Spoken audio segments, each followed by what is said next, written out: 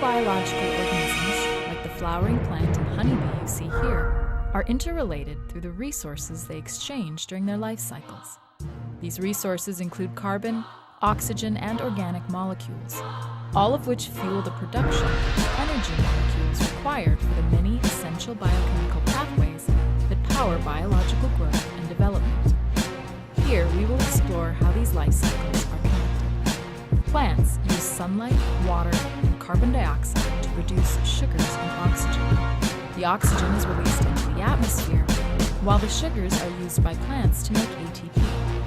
When an animal consumes a plant, sugars from the plant and oxygen from the air are converted to carbon dioxide and water.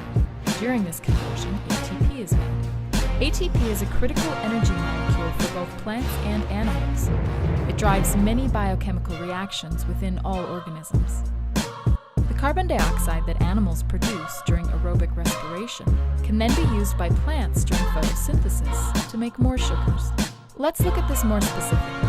In photosynthesis, sunlight, carbon dioxide, and water are used by plants in the light and dark reactions to make oxygen and sugars. During the light reactions, sunlight and water are used to make molecular oxygen, ATP, and NADPH. The oxygen is a component of the air animals breathe. ATP and NADPH are important energy molecules. During the dark reactions, the ATP and NADPH made in the light reactions are used to fix carbon dioxide into sugars.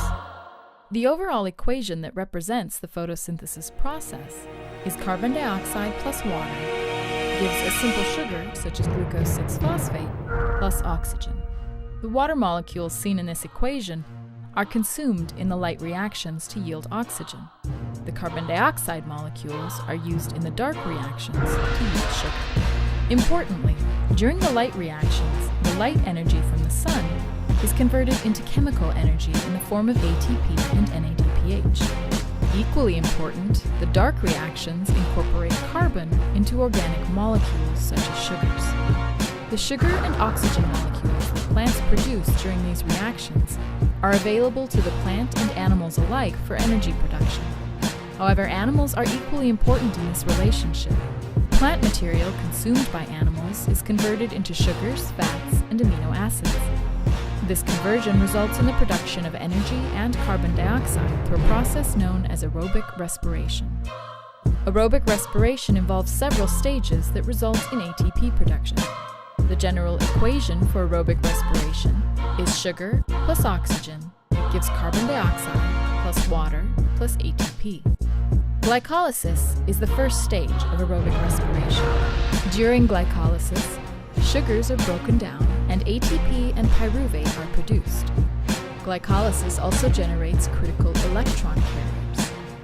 Pyruvate is then modified during pyruvate oxidation and the citric acid cycle to generate carbon dioxide. During these steps, more electron carriers and ATP are produced.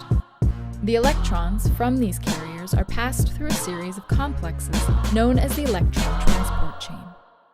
During the final step of electron transport, oxygen accepts electrons and protons to make water. A proton gradient is generated during electron transfer and water production.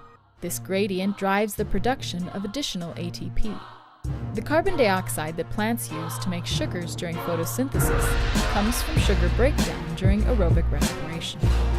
The ATP generated through aerobic respiration is essential for many of the biochemical reactions in cells. This general overview of the important connections between the plant and animal worlds shows that biochemical reactions are part of an interrelated series of events crucial to this. Tell me pretty lies, look me in the face. Tell me that you love me, even if it's fake, 'cause I don't fucking care.